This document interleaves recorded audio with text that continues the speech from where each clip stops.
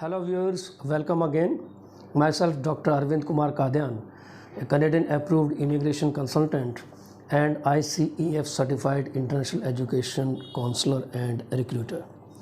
आज का हमारा टॉपिक रहेगा कि रिफ्यूज़ल्स क्यों आते हैं और रिफ्यूज़ल्स को कैसे टैकल किया जाए, चाहे वो स्टडी परमिट का रिफ्यूज़ल हो या विजिटर वीज़ा का रिफ्यूज़ल हो या टूरिस्ट वीज़ा का रिफ्यूज़ल हो या स्पॉउसल स्पॉन्सरशिप की फ़ाइल का रिफ्यूज़ल हो। मैंने नोट किया है कि मेरे ऑफिस में जितने भी क्लाइंट्स आते हैं, majority of those clients are not having refusal letters. ये वीडियो बनाने का मकसद एक और भी है कि क्लाइंट्स को जागरूक किया जाए कि उनके पास रिफ्यूज़ल लेटर की कॉपी होना बहुत ज़रूरी है। होता क्या है कि मेजॉरिटी ऑफ क्लाइंट्स क्या करते हैं, फ़ाइल्स लगवाते हैं और जब फ़ाइल का डिसीज़न आता है तो रिफ्यूज़ल कईयों के आते हैं। और जब मैं उनसे पूछता हूँ, वो मेरे पास आते हैं कि ठीक है हम आपकी फ़ाइल लगाते हैं, आपका रिफ्यूज़ल लेटर कहाँ पर है। वो कहते हैं जी हमें वो एजेंट रिफ्यूज़ल लेटर नहीं दे रहा। मैंने कहा क्यों नहीं दे रहा? वो कहते हैं कि जी वो ये कहते हैं कि हमारी पॉलिसी है, हम रिफ्यूज़ल लेटर को शेयर नहीं करते। वाह, क्या बढ़िया जवाब है। जब आपने दोबारा एप्लीकेशन लगानी है तो आप के पास जो रिफ्यूज़ल लेटर है, उस रिफ्यूज़ल लेटर में जो कंसर्न्स रेज़ कर रखे हैं, आपको उनका जवाब तो देना पड़ेगा।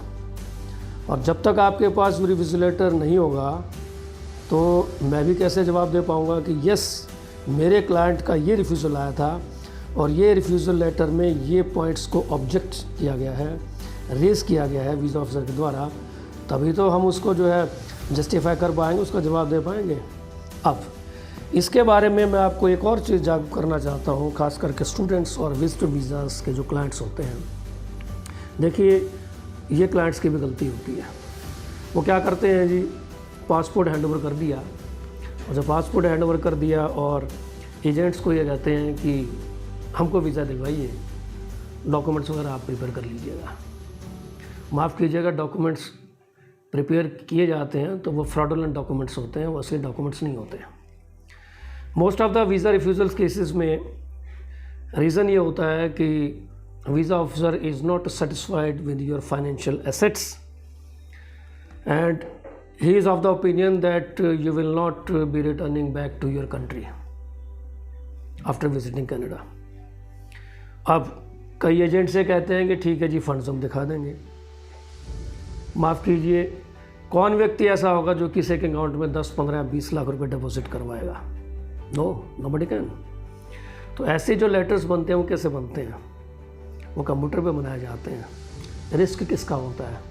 रिस्क क्लाइंट का होता है। वीज़ा निकल गया तो निकल गया, लाइमलाइट में आ गई वो चीज़, रिफ्यूज़ हो गया तो रिफ्यूज़ हो गया। And that is the main reason कि एजेंट रिफ्यूज़ल लेटर को कभी शेयर नहीं करते क्लाइंट के साथ, क्योंकि क्लाइंट के साथ जब शेयर किया जाए, क्लाइंट का पहला टॉपिक ये होगा कि आपने कौन से फंड्स मेरे दिखाए हैं। और जब वो उस फंड्स की डिमांड करेगा तो एजेंट के पास कोई जवाब नहीं होगा, क्योंकि लीगली उसने फ़ंड्स दिखाए ही नहीं है। उसने फ़ंड्स दिखाने के नाम का पैसा लिया है, 15 lakh, 20 lakh, 25 lakh. So we are the refusal experts.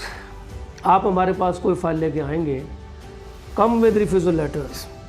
Refusal letter आपके पास होना बहुत ज़रूरी है और ये आपका राइट भी है।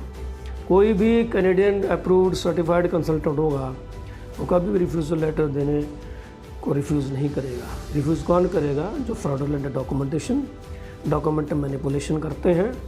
और ये पैकेजेस का जो कंसेप्ट चला है, इट्स टोटली रॉन्ग। वीज़ा देना होता है वीज़ा ऑफिसर ने। यदि आप हमारे पास आते हैं, मान लो कि आपके पास फंड्स भी नहीं हैं, कोई बात नहीं, फंड्स नहीं है तो we will suggest you the ways कि आप फंड्स को किस प्रकार से दिखा सकते हैं, instead of going to other people कि ठीक है जी फंड्स हम अरेंज कर देंगे। ऐसे अरेंज जो है कोई बैंक में पैसा डाल के नहीं करता है, वो क्रिएट की जाती हैं ऐसी जो slips and all these things. So beware of these frauds.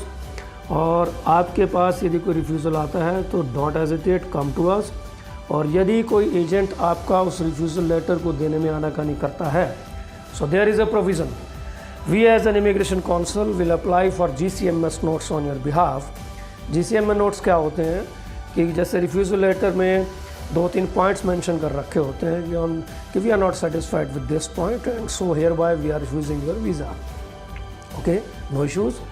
हम GCMS नोट्स अप्लाई करेंगे। GCMS में 30 से 60 पेज का एक पूरा जो है वो एक फ़ाइल होती है जिसमें कि वीज़ा ऑफिसर अपने कमेंट्स लिखता है कि yes this was the reason I am not satisfied with the funds allocation जो इसमें दिखाया है। जो ने फंड्स दिखाए, एसेट्स दिखाए, मैं उनसे सेटिस्फाई नहीं हूँ, मुझे लगता है ये जेन्युइन नहीं है या कोई और भी कारण हो सकता है। सो जब वो GCMS नोट्स हमारे पास आते हैं then we will try to explain this कि what was wrong and we try to modify. हम उसको सही ढंग से उसको प्रेजेंट करेंगे आपकी एप्लीकेशन को। सो रिफ्यूज़ल आता है तो उसको कोई घबराने की ज़रूरत नहीं है।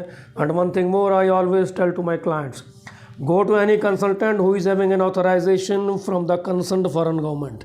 आपने कनाडा का वीज़ा लगवाना है तो उसी कंसल्टेंट के पास जाइए जिसके पास कैनेडियन गवर्नमेंट का लाइसेंस हो। So don't worry, so we are here to help you all.